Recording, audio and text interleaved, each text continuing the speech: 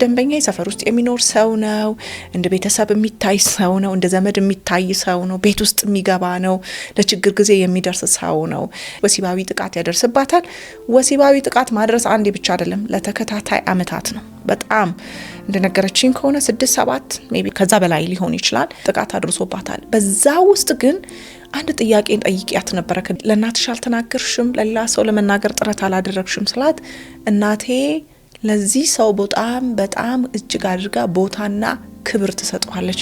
ስለዚህ ማንን የሚያምኑ ይመስልሻል ቲጂ? እኔን ነው የሚያምኑኝ ወይንስ እሱን ነው የሚያምኑት?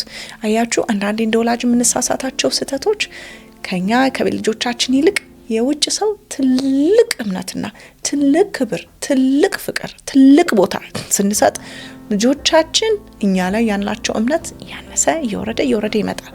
ታዲያ ይህ ሰው በተከታታይ በጣም ጥቃት አድርሶባታል። ታማ ታውቃለች። አካላዊ ህመም አሟት ያውቃል።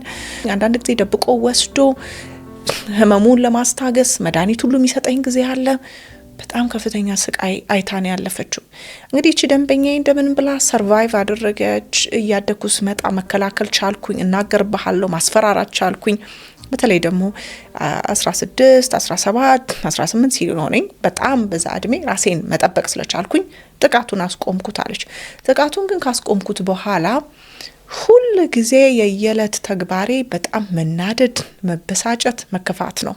ብዙ ጊዜ ትምህርት ቤት ትምህርት ገበታዬ ላይ ብሆን ትምህርቴንም ከጨረስኩ በኋላ ስራ ቦታዬ ላይ በጣም ይሰማኛል። አንዳንድ ጊዜ በራሴ አፍረት ይሰማኛል አለች።